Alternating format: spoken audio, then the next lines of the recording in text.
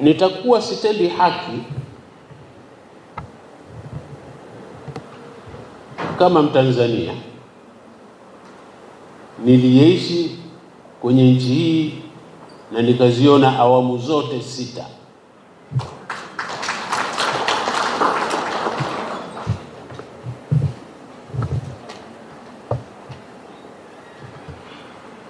Tuchague viongozi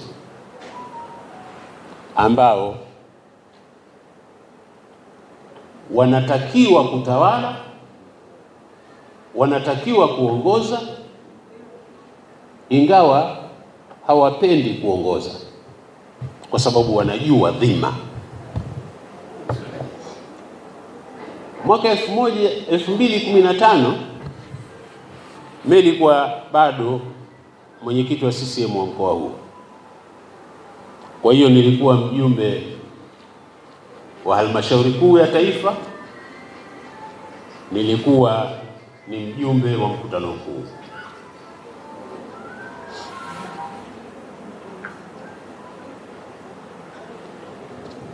Chama changu kilimteua hayati Magufuli kuwa mgombea. Ninasema haya bighairi ya imani zetu na itikadi zetu za kisiasa. Ninasema kama Mtanzania ambaye nimeyaona mengi. Alipoteuliwa Dr. Samia kuwa mgombea mwenza, alikataa kata. Na ilichukua muda mpaka tukawa tunajiuliza, jamani, kuna nini huko? Kuna zengwe gani tena? Alikataa sio kwa sababu alikuwa hajui kuongoza, kwa sababu tayari alishakuwa mjumbe wa kamati kuu, mjumbe wa halmashauri kuu, mjumbe wa baraza la wawakilishi, waziri katika serikali ya mapinduzi ya Zanzibar, waziri katika ofisi ya rais, ofisi ya makamu wa rais Jamhuri ya Muungano wa Tanzania, na makamu mwenyekiti wa bunge maalum la katiba. Kwa hiyo alikuwa hana shaka ya kuongoza.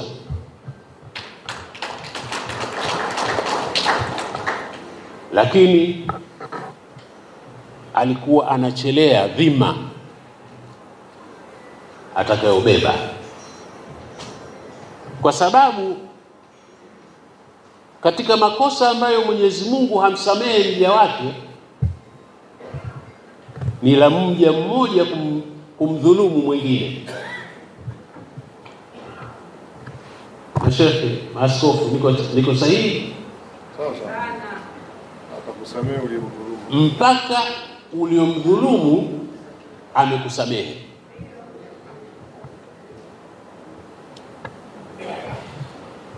Sasa ukiwa kiongozi una nafasi kubwa, kwa makusudi au kwa kutokusudia, kufanya mambo ambayo yanaweza yakawadhulumu watu. Hutopata muda wa kuwajua na kuomba msamaha wote.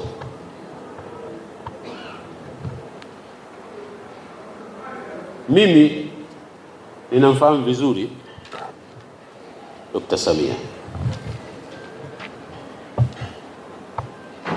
Nimefanya naye kazi.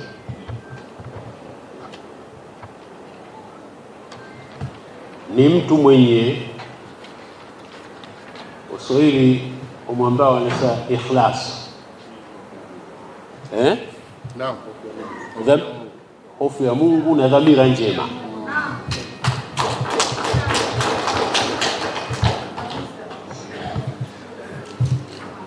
na anaingia kwenye vile vigezo vya Plato.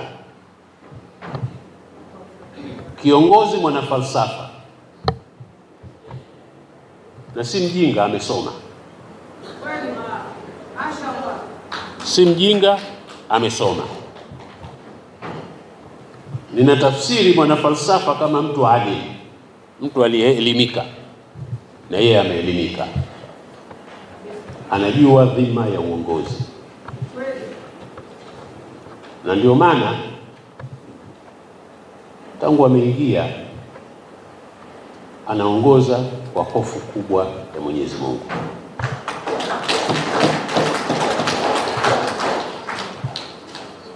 Ninakuombeni, ili nimelichomekea mwenyewe. Unajua sasa mimi mwanasiasa, na ukishafika mahali ukipewa microphone unapandwa mdadi.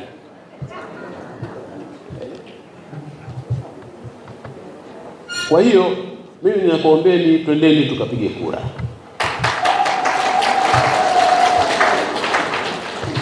Tuwaase vijana wetu waondokane na hizi dhana potofu.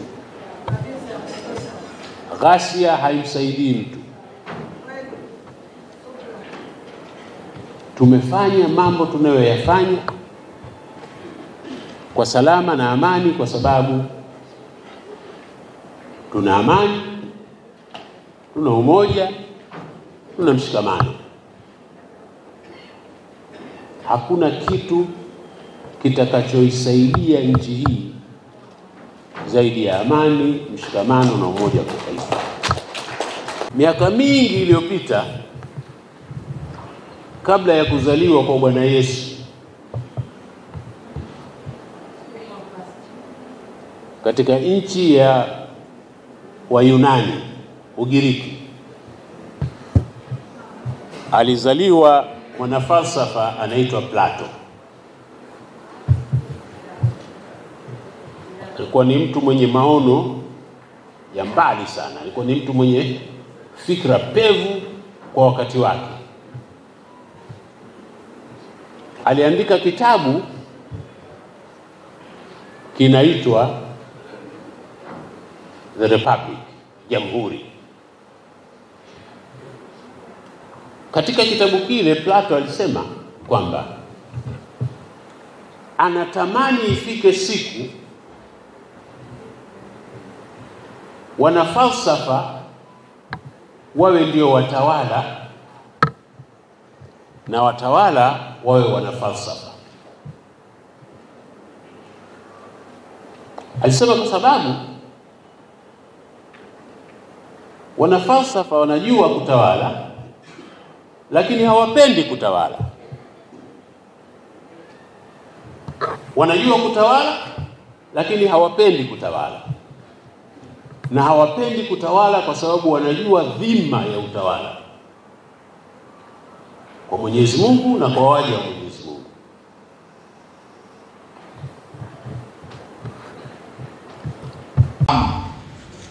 Tangu uhai wake baba wa taifa, na nyinyi wenzangu mnamjua zaidi kuliko mimi, katika mambo makubwa aliyoyafanya ni katika kudumisha amani ya nchi hii.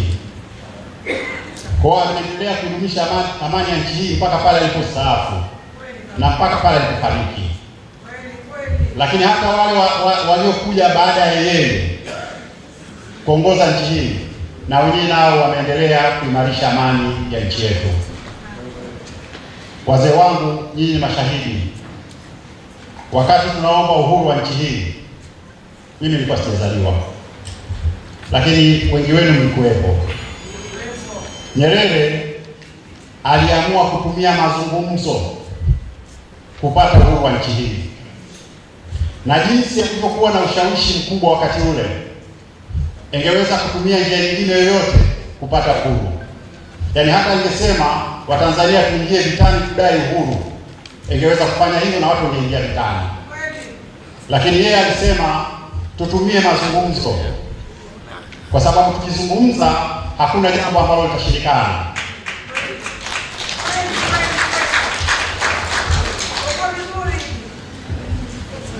Kwa hiyo ndio maana sisi wetu kupata uhuru wa nchi hii tuliupata uhuru kwa mazungumzo, sio kwa vita. Zipo nchi ambazo zilipata uhuru kwa vita, sisi tulipata kwa mazungumzo, na mazungumzo yale yanaendelea hadi leo. Pale ambapo kunakuwa na tatizo, tunahitaji hiki ama kile, kuongea na serikali, inakuwa ni jambo zuri kwenda kwenye mazungumzo. Kwa hiyo tunazungumza na jambo linakwenda. Niwapongeze sana waliomrithi baba wa taifa baada ya kuondoka. Walirithi na tabia yake ya kutaka mazungumzo kila ambapo linatokea jambo gumu, tuzungumze ili tutatue matatizo yetu. Na ndio maana miaka 60 sasa tangu uhuru, nchi yetu inaendelea kuwa na amani kwa sababu tunazungumza. Kwa hiyo nikasema kwenye hili niwaite, na tutapata watu wa mada watazungumza ili tuone tunapoendelea huko mbele amani hii tunaitunza vipi. Lakini kingine niliona pia tuzungumze na swala la maadili. Katika kikao hiki cha wazee tuna ukosefu ama upungufu kidogo unajitokeza wa maadili. Na tukizungumza maadili, kuna upana mkubwa sana kwenye maadili. Si lazima jambo lako lifanikiwe kwa kunitukana mimi. Yaani jambo lako liende unalolitaka, si lazima unitukane. Nieleze ili tuzungumze jambo litakaa sawa. Hakulelewa katika mazingira hayo. Kwa hiyo na hilo nalo tumesema tulizungumze swala la maadili kama wazee, tulizungumze kidogo katika kumwenzi baba wa taifa. Lakini nilisema pia tuzungumze pia, tunakwenda kwenye uchaguzi mkuu. Baada ya wiki mbili tunakwenda kupiga kura. Maneno yatakuwa mengi, huyu anasema hiki. Lakini ndugu zangu, katika mazungumzo hayo ambayo Mwalimu aliyafanya tukapata uhuru, yaliendelea kuzungumzwa, na ndio maana tukapata mfumo wa vyama vingi. Vyama vingi vimekuja mwaka 92. Lakini hakukuwa na vita wala hakukuwa na mgogoro. Watu walizungumza, tukaenda kwenye mfumo wa vyama vingi. Leo tunakwenda kwenye uchaguzi, tunavyo vyama vya upinzani au tuseme vyama vya kisiasa zaidi ya 17 nafikiri viko katika uchaguzi. Kwa tunaona demokrasia yetu ilivyokuwa na upana wake. Lakini cha kushukuru, mpaka sasa tunakwenda huko kwenye uchaguzi, hali ya nchi yetu bado inaendelea kuwa ya amani. Hali ya nchi yetu inaendelea kuwa na utulivu. Zipo nchi ukienda kwenye uchaguzi kama hivi tayari kuna vurugu, na vurugu hizo chanzo chake na wao wakati wanapata uhuru labda walipata kwa njia ile ambayo nilisema mwanzo. Lakini sisi tunaendelea kuwa na amani. Tunaona kampeni zinazoendelea. Lakini kikubwa ambacho naweza kusema ni kwamba tunaona jinsi hawa wagombea wote wanavyoheshimiana. Sijasikia, na kama yuko sijui kama kuna mtu katoa neno lolote la tusi kwa hao wanaogombea. Lakini sisi huku chini, labda watoto wetu, ndugu zetu, wana vineno vingi tu vya kashfa, matusi, vitu kama hivyo, kitu ambacho sio jadi yetu. Na msaidizi mwandamizi mstaafu wa Jeshi la Polisi Tanzania, kwa sasa ni mwanasiasa na msanii, mwandishi wa vitabu. Mwanasiasa katika maana ya kwamba ni mgombea ubunge wa jimbo la Mbagala kwa tiketi ya ACT Wazalendo. Katika kumwenzi baba wa taifa Mwalimu Nyerere, ni vema tu Watanzania tukaishi yale aliyokuwa anatuhisia kwa ni muhimu kwetu. Moja kati ya yote ni amani. Kwa hiyo tutamwenzi vizuri kama tutasisitiza amani katika nchi yetu. Amani, kila mmoja wetu, kila Mtanzania anayo nafasi ya kuitengeneza amani. Viongozi wa serikali, wanasiasa wa vyama mbalimbali, swala la amani ni muhimu sana. Kwa sasa kuna uchaguzi unaokuja tarehe 29 mwezi huu wa 10. Kumwenzi Mwalimu itapendeza sana kama uchaguzi wetu huo utakuwa wa amani na utulivu, kusiwepo na Mtanzania yeyote ambaye atajaribu kuvuruga amani yetu, tukafanya au watu wakafanya kushindwa kwenda kushiriki katika haki yao ya msingi ya kupiga kura. Vyombo vya dola visiwe chanzo vya uvunjifu wa amani katika siku hiyo. Wajali sana utulivu wa watu katika maeneo waliopo.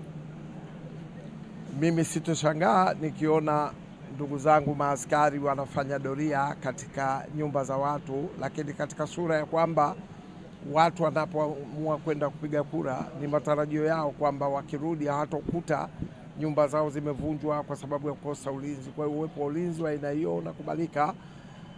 Kwa hiyo kubwa ambalo mimi ningewaasa Watanzania wenzangu, ili tumwenzi vema Mwalimu, basi tuheshimu sana ulinzi wa amani. Sisi ndio tuwe walinzi wa amani yetu. Kama mnavyofahamu ni mwaka wa uchaguzi. Kwa hiyo swala la amani ni swala muhimu na swala nyeti sana wakati huu nchi inapoelekea kwenye uchaguzi mkuu, uchaguzi wa kidemokrasia. Kwa hiyo wananchi wote wa Tanzania, wa Kinondoni, wa Dar es Salaam, sisi wote tunahitaji kuwa na amani, tunahitaji kudumisha amani, tunahitaji kudumisha mshikamano, kwa sababu wote sisi ni Watanzania. Baba yetu na mama yetu ni Watanzania. Kwa hiyo tukiharibu nchi yetu, maana yake tunaharibu mahali ambapo ni sehemu yetu sahihi ya kuishi. Kuheshimu mamlaka iliyopo ni ukosefu wa maadili. Kutokuheshimu viongozi waliopo ni ukosefu wa maadili. Hebu tuone kwamba mamlaka tunazoziweka madarakani ni sisi tu tumewekwa tu kupiga kura, lakini Mungu mwenyewe ndiye aliyemweka huyo. Kutokumheshimu rais ni kutokumheshimu Mungu, na kutokumheshimu Mungu na kuheshimu viongozi wetu ndio uvunjifu wenyewe wa maadili. Hebu Watanzania hatujayazoea hayo. Lakini nimalize pia, kweli kuna maneno mengi. Mimi ninafurahia sana kongamano hili na MC hapa amenipa alamu ya muda.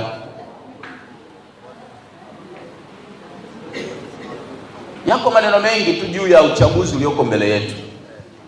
Mwingine anasema siendi, mwingine anasema hata kama nikienda iko tayari. Ni uvunjifu tu wa maadili. Maana hata Biblia inatuambia kura ukomesha nini? Mashindano. Ili kila mmoja aridhie, twendeni tukapige kura. Ili kusiwe na mashindano, ili kusiwe na mabishi. Haya ni maneno tunayotakiwa tuyaimbe na kuyasema wakati wote.